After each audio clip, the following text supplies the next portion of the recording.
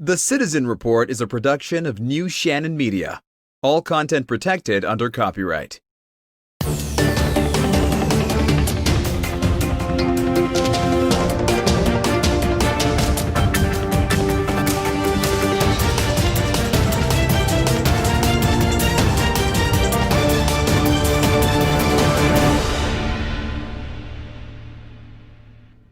And welcome to the Citizen Report. I'm Jonathan Shannon, and thank you for joining me tonight. As always, this newscast is real in-depth American. So glad everyone can join me. My co-host David Heller is off tonight. I wanted to come on here with a special bulletin because I wanted to make you aware of what the deep state is circulating. And a number of American patriots, I know one American patriot for sure has been putting out sounding the alarm on this, if you will. And Dave Hodges on his YouTube channel earlier today broadcasted a report that was citing the New York Times, and it has to do with the November elections. So what I'm about to show you, I actually brought up the article that mentions that is mentioning the issue having to do with what the deep state's planning to do potentially. Now, it's not saying they will, but I think when you see what I'm going to share with you, I think you can probably read in between the lines, and you can pretty much formulate the picture of what the deep state's planning for. Now, we've seen all kinds of insane propaganda by the Democrats, the deep state. They're saying we're going to drag Trump out. They're saying they're going to have military drag Trump out of the White House, or whatever it is they say. It's absolute insanity. And we know Trump's going to win the election. So what the deep state and the Democrats are trying to do right now, as they do so many times, is they project. And what I mean by projecting is that, for example, if they say Trump colluded with a foreign power, it's not Trump that colluded. It was them, the Democrats, the deep state.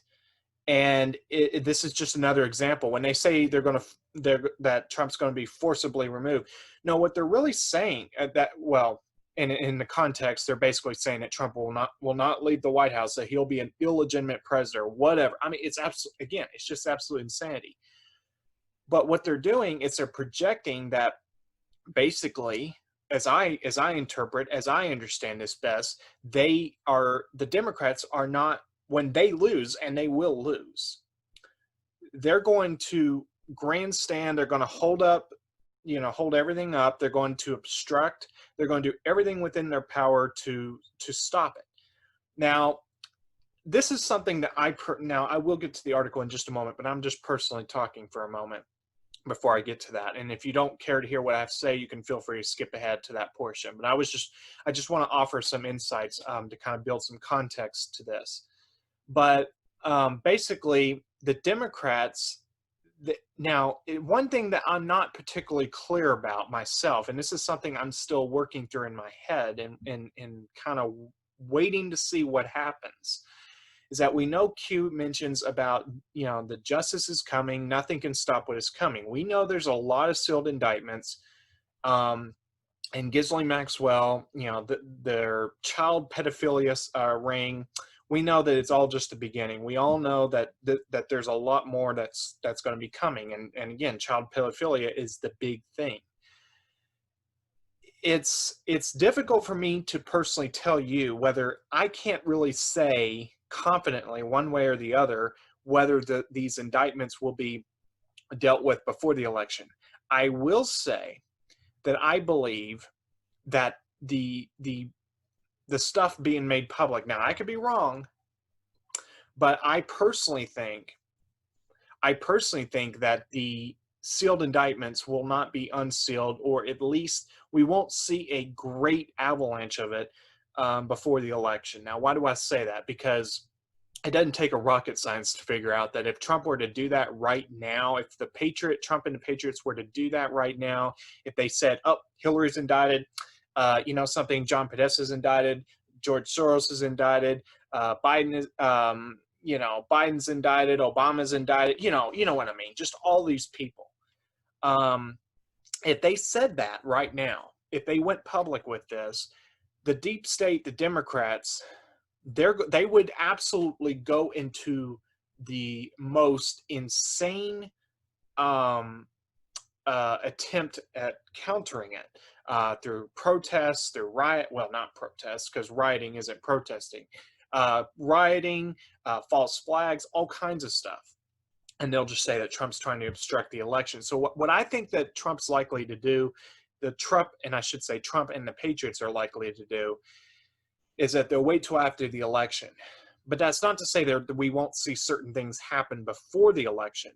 And one person that I pay attention to, I'm subscribed to on YouTube and Facebook and other places, mentioned a date in this month, August. So it's perfectly possible we'll see a lot of things happening. Personally, I think the Durham report might be,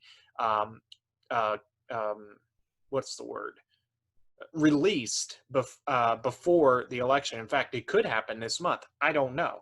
But before I get too far along, I want to get to the substance of why I'm doing this report tonight. And this is from the New York Times. And without further ado, I'm just going to share my screen and we'll just talk about it. This is, as I said, from the New York Times. And this is article. This is on. This was dated yesterday. For some reason, though, it wasn't until today that I really heard much about it. Written by Ben Smith. The title of the article is "How the Media Could Get the Election Story Wrong." I think it's kind of interesting, the choice of words in the headline, just before I start getting into this, because I think what this is it's kind of like an admission almost that the media is going to act the wrong way. And by media, I'm talking about the mainstream fake news media. Okay. I don't mean true journalists, and there are journalists even at networks, true journalists. I mean, even in fake news networks, you still have real reporters. But I'm saying the whole apparatus of the networks, they're going to get this. They're going to act the wrong way. It's like they underestimated Trump, and again, they'll probably act the wrong way with this. Now, albeit there's a lot of bias, obviously, with it being in the New York Times, there is a flagrant amount of bias that basically says, in this scenario that Biden wins but somehow loses, that kind of thing, as you'll see in a moment. Now, I'm not going to really read much about the first, about 3/4 of this, but basically it kind of goes through the logic, the rationale of the media, how it does its coverage on election nights, and how it can all be different now because of people voting by mail, and the different, basically the different means of actually counting the results as a result of COVID-19, the whole overreaction hype stuff with it. And that's just my personal, that was me talking, not this article, but that's, as a result of COVID-19, basically the point of this article is that because of COVID-19, a lot more people will be voting by mail and it'll take longer to count, basically. That's basically the first 3/4 of this, roughly speaking. And it also includes some other stuff about the networks, about how they do their coverage, both historically and contemporarily. But let me get to the meat of this article. Basically, and I'm going to start right about here. Now, as I read this, and I'm just going to be quoting here. I'm going to be reading this, and you can see it on your screen, hopefully. Think in the back of your mind what's not being said, okay? Think about the obstructionists, again, not what's being said here, but what they're not saying. In other words, the coup d'etat, the deep state might try to do something, or a false flag, if they don't get their way, if Biden doesn't win or whatever. Now, let me start from right here. It says, and I quote, "It's possible, of course, that Joe Biden will win by a margin so large that Florida will be called for him early." Yeah, right. I don't think it's going to be calling early. I mean, I know they brought, and I'm just talking here, I know they brought over a whole bunch of people from Puerto Rico, and by I think it's by a congressional act from sometime in the last century, or 20th century. People born in Puerto Rico, they are U.S. citizens, not by the Constitution, but by, I forget if it's U.S. Code or whatever it is, an act of Congress. But they can move, they can't vote for the president, and they can vote for in a primary, but they can't vote in the actual general election in Puerto Rico. But they can move here, and then, as I understand, they can vote in general election. But despite all of that, despite all the people from Puerto Rico, well, not all the people, but I mean, despite a measurable amount of people moving from Puerto Rico to places like Florida, and Florida generally is, the state of preference. Despite that, and of course that's because in the aftermath of Hurricane Irma in 2018, or I think it was 2018. Despite all that, I still don't think it's going to make it to be a landslide in Biden's favor. I really do not. And just because somebody's from Puerto Rico, it doesn't mean they're going to be a Democrat anyway. So, but having said that, let me continue reading. Barring that, it's tempting to say responsible voices should keep their mouths shut and switch over for a few days to floor is lava and give the nice local volunteers time to count the votes.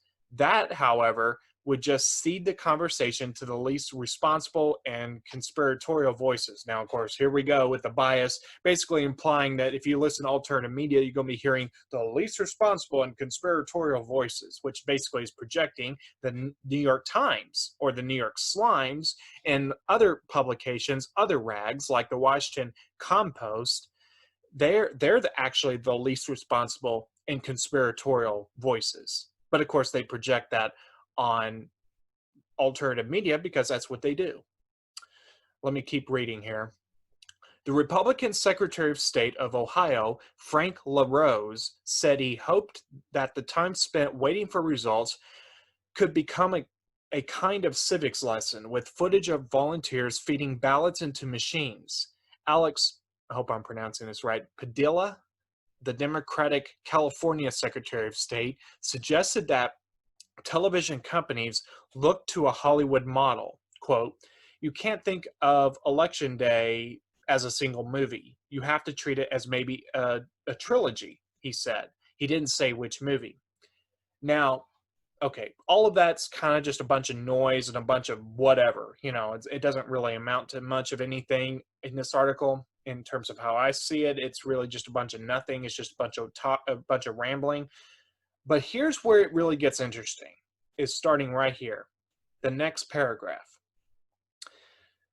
Listen very carefully, and again, think in the back of your mind of what's not being said.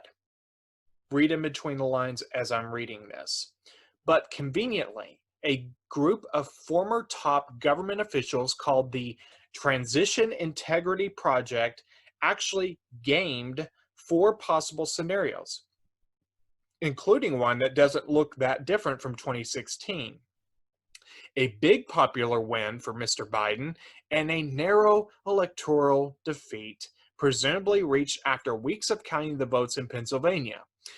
For their war game, they cast John Podesta. Now, isn't that interesting? They chose John Podesta. That's an interesting choice, to say the least, given what we just heard about, given all the stuff with Epstein and Ghislaine Maxwell. But let me keep reading here. For their war game, they cast John Podesta, who was Hillary Clinton's campaign chairman, in the role of Mr. Biden. They expected him, when the votes came in, to concede, just as Mrs. Clinton had. Now, actually, let me just stop for a second and just say this.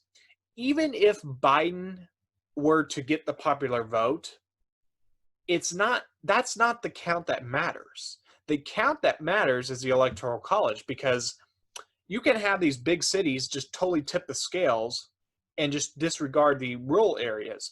But our founding fathers created the Electoral College so that you wouldn't have that kind of thing happen. You would actually have it where every vote actually mattered, because despite what a lot of people want to think, popular vote isn't always it doesn't always represent the whole populace. You can have California, New York, New Jersey, Illinois, Minnesota basically decide the election. And then all the other states really just don't matter that much as long as they get enough of others to kind of fill it in, to the 270 electoral vote mark. But the thing is, with the Electoral College, we have a system where you have to not just get those states, the urban states, you have to get enough rural and, more, I guess, mixed or suburban states. And that's just the way it is. And it should be that way. It shouldn't be where San Francisco, Los Angeles, New York City, Chicago, Minneapolis, Miami, or what I mean. You know what I mean? You can't. It doesn't work that way, and it doesn't work that way for a reason. So, and of course, the New York Times, I'm sure they just totally resent the Electoral College. But I digress. Let me keep reading here. And I'm quoting again. But Mr. Podesta, playing Mr. Biden, shocked the organizers by saying he felt his party wouldn't let him concede. Alleging voter suppression, he persuaded the governors of Wisconsin and Michigan to send pro-Biden electors to the Electoral College. Now, he doesn't say in this scenario necessarily whether Wisconsin, per their war game scenario, whether Wisconsin went in favor of Trump as a state or in favor of Biden as a state. But this to me sounds like they want to try to do a coup d'etat by having, basically electors to the Electoral College based on personal bias instead of what their state actually went for, to vote for Biden, even if their state went for Trump. Now, I'm not sure if that is what they're saying here, but again, it's not what they say, it's what they don't say. All right, now this is the last paragraph, and this is the shocking part. I'm quoting here. In that scenario, California, Oregon, and Washington then threatened to secede from the United States if Mr. Trump took office as planned. Well, he is in office, you moron. I mean, seriously, they say if he took office, no, he is in office. Yeah, he's going to be, he's going to be reelected, and that technically, legally, is a new term, which means, that the old term expires, the new term begins with him still being president. But they're just always talking like as if Trump is not legitimate, and it's really just sick. But let me keep reading here. It just gets even more shocking. Now, this next sentence isn't real shocking because they've threatened to do it already, basically. Quote, the House, that's to say House of Representatives, named Mr. Biden president. The Senate and White House stuck with Mr. Trump. At that point in the scenario, the nation stopped looking to the media for cues and waited to see what the military would do. I'm just going to pause for a second and let that sink in, what this person just purported.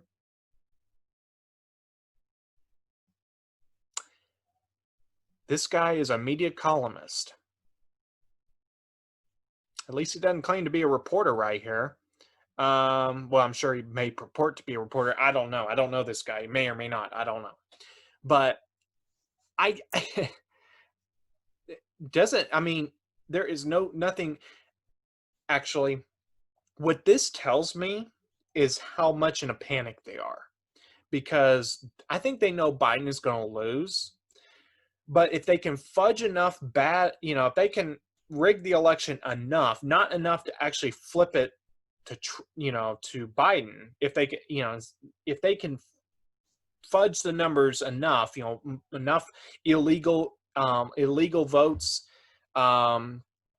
if they can fudge that enough, not to say that it went from Trump winning to Biden winning per the Electoral College, which is how it works. That's the process.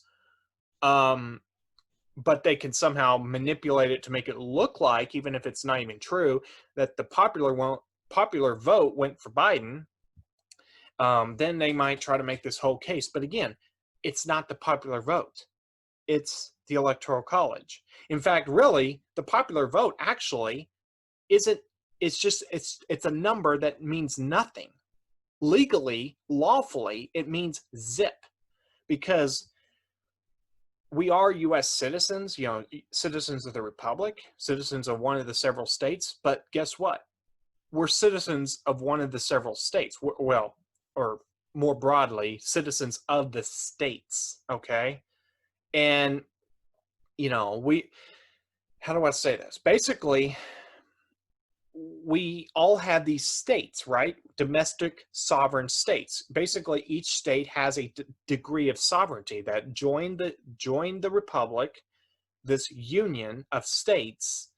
And then when it comes to like these elections, that's why you don't have a one federalized election. That's why you should completely reject the notion of federalized elections, because it's a complete usurpation of states' rights or states' prerogatives, or the state itself, right? Well, on election day, you have not one election, you have 50 elections, one for each state. Now, the DC, as I understand, if I remember right, despite it being the federal capital district, it actually does count towards the electoral college, if I'm not mistaken.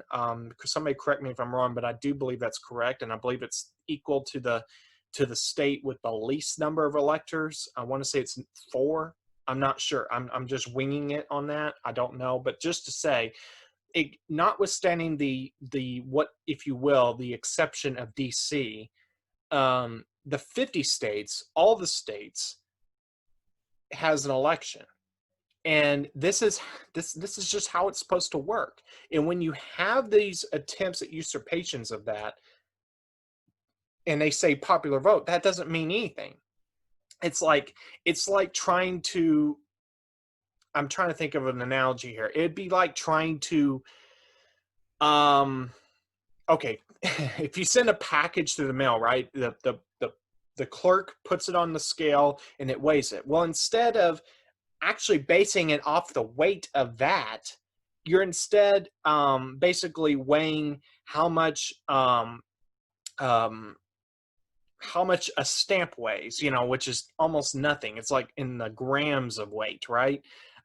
It's that meaningless.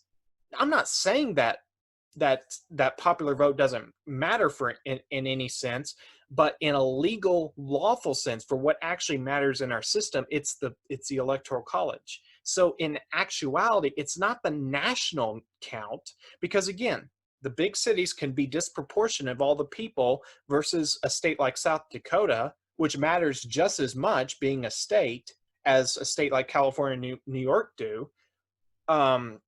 So you're not counting the national total population that voted, who they voted for, the total national popular count. You're counting each state's popular vote. Does that make any sense? So this is what the media does. They manipulate. They twist the meaning of the Constitution, and they try to make it seem illegitimate to have an electoral college. But this is exactly why we do. So it doesn't tip the scales in a way that's disingenuous or disproportionate. So, but this just tells you the deep state's in complete panic. I think they know Trump's going to win and win big. So they're going to try to rig it as much as they can. And I still think Trump will win. But if Trump wins, they're basically saying, look, we're going to have these states threaten to pull out. Now, some people probably be happy to see California, Oregon, and Washington leave. But I got news for you. There's a lot of patriots in there. And think about this too. I'm not gonna, again, there's a lot of things that aren't said here. But if, for example, and I'm just basing this off of one possible scenario I'm envisioning in my head. If the electoral college, or I should say, if the states decide to leave the union on this premise of, well, Biden won by the popular vote, which is basically saying he lost, because if Trump gets the electoral college votes, gets enough to win the electoral college, that's how it works, because we have 50 states, and every state has an election and enough of those states, a pop, you know, if you have enough of those states or the majority of those states going for Trump, then that's just how it works. It's not the popular vote of the whole nation or the whole country. It's each state voting for a popular vote in each state. Each popular vote, the state of Tennessee popular vote goes for Trump, so that state goes for Trump. The electoral college, you know, takes the votes for Trump from Tennessee, and same thing happens in other states. You know, you got what, South Dakota, Kentucky, South Carolina, hopefully North Carolina, all the states that go for Trump this fall. You know, that you're not basing it off the national popular vote. You're basing it off of a basically all these different elections taking place at the same time, and then the electoral college is a representation of that. And again, all that's measured out as the way it should be based on, you know, it's just, I'm not going to go more into it than that, but hopefully you get enough of the idea to understand how the reason why we have the electoral college and not the popular vote system or national popular vote system. But basically what this says to me, and again, as I said, there's a lot here that's not said, but if California, Oregon, and Washington left, or threatened to leave, it'd probably be because the state governors or the state governments decide to go tyrannical and in this regard and disregard the will of their people and leave and try to and then say they want out. But to even entertain the notion of this, you would need an actual lawful process of having majority of the citizens and probably a super majority of the people of the state voting to leave the U.S. But it sounds like to me there would just be a coup d'etat where the state governors or state governments just say, we're on our own now. But even if it was an election, the Constitution doesn't explicitly state that a state can do that. You do have, you know, I've heard people say that Texas, you know, can do certain things. I don't know if it includes the ability to secede. I know it can break itself up. I think into, I want to say 5 different states, it can break itself up. There are certain things that states can do, but one thing that, and again, that's unique to Texas. But I mean, as the country at large, in particular, when I'm particularly mentioning the federal Constitution, there's no provision for leaving. If there is a state to leave, there had better be not only the legal grounds to do so, but the lawful consent of the people of the state. And I guarantee you, when it gets right down to it, you have the crazy kooks that'll probably vote for it in like California. But I really do not think that the majority in California would actually go for it, because you do have a lot of patriots, not just patriots, you have a lot of military people living in California. You've got military bases out there. So the notion that this would actually happen lawfully, I really don't see it happening. The only way I could see this happening per this scenario, based on what's said here, would be through a coup d'etat. And this would be a coup d'etat, because this would be an illegal attempt at leaving. So I just think that we're seeing the deep state just in full panic mode right now.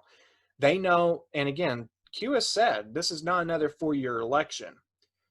So, you know, you need to keep your head on a swivel and really pay attention at what's going on, because things are developing so fast right now. It's really hard to keep up with. So I hope this has been helpful in informing you as to what's going on and what they're saying. You know, it's like the New York Times. It's kind of like it's the deep state reporting on the deep state in this article particularly. So, and again, it mentions at the end a military. What does that mean? Is it implying that the military would do a coup against Trump? It doesn't address that. I personally think that if that ever happened, if there ever was an issue where the military would be forced to choose whether to assent, if you will, to having Biden as president or assent give their assent to having Trump continue as president, I think the military would side with Trump, provided he won the Electoral College. Now, again, you do have a lot of these liberal states that have pushed through and said, we're not going to have the Electoral College in our state go for, basically they're saying, instead of the people, like the majority of the people in that state, that their votes would be the majority of their votes. Like if Trump got 60% of a certain state but somehow, some way, somehow Biden won the national popular vote, instead of that 60% of a random state having the Electoral College electors casting their votes for Trump per their state's, the people of that state's wishes, you would instead see those electors tell their own citizens to take a hike and then cast their votes for the national popular vote. So that too is a coup d'etat. So, and we've seen a number of states implement that. Keep vigilant, keep updated what's going on, because things are happening so fast right now. It's just insane how much the deep state's pushing through their propaganda right now with COVID and through, everything coming up about the elections. So on that note, thank you for tuning into the Citizen Report, this special bulletin that is. And I'll be back for the full broadcast later in the week. And I appreciate you tuning in as always. Let me know what you think about this. If you agreed with what I said, maybe you didn't agree with something I said. I always appreciate your feedback, either or. And by the way, I just want to put out this first actual, basically a request out to the public. I'm going to be looking to put together the first ever roundtable. Basically, I want to bring together a number of different people at the same time to kind of talk about these big issues. And if you would like to be part of the roundtable, please get in touch with me. I don't have any kind of timeline yet. I'd love to see what happened in like a month, but I just don't know right now if I could even get that kind of thing off the ground. But I'd love to have some kind of special episode of the Citizen Report, a special broadcast of the Citizen Report, where I'm basically hold a roundtable of people, just voicing, like a town hall maybe, or a roundtable. I just putting this out there. If you might be interested, let me know. I'd appreciate that. And don't forget the website as well, thecitizenreport.weebly.com. I need to update that. I know I keep saying I will, but I will get to that. And don't forget to find me on social media: Facebook, Twitter, Instagram, YouTube, and my co-host David Heller as well.